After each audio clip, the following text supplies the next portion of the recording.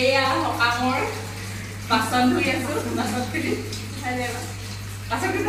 বাচন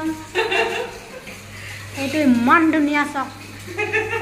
ধুনীয়া লাগিছে জোনালীক লৈ আহিছিলো আজি এফালে দেখা মাহঁতৰ ঘৰলৈ আজি জোনালীকো লৈ আহিছিলো তাই এইবোৰ চাফা চাফা কৰিলে ঘৰ সৰা মোচা ময়ো কৰিলো তাৰপৰা মা মানে কিবা ট্ৰেইনিং আছিলে সেয়ালৈ গৈছিলে আজি সকামৰ কাম আৰু আমি কৰিছো দুইজনীয়ে সময় গ'ল বজাৰ কৰিবলৈ এতিয়া এয়া লাষ্ট কাম বাকী আছে আৰু এই বাচনখিনি ধুই এইখিনি আগতে ধুলে বাৰু জোনালীয়ে এইখিনি এতিয়া মই ধুইছো কাৰণ তাই গা ধুলে মানে সেইকাৰণে এইখিনি লাষ্ট মই ধুই পেলাই মোৰ গা ধুমগে আৰু পিহু এনাইকৰ লগত ধুই ফুৰিছে এতিয়া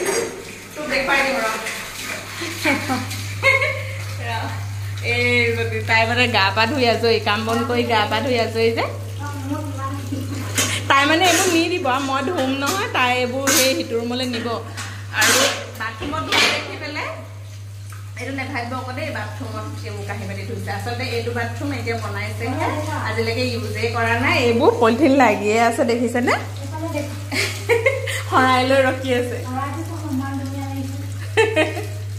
মানে এইটো ৰুমত পৰহিলে সকাম আছে এইটো ৰুমত পাতিব এইটো আমাৰ নতুনকৈ বনোৱা ৰুমটো এইখিনি বাচন জোনালীয়ে ধুলে এতিয়া মই ধুই আছো ধৰ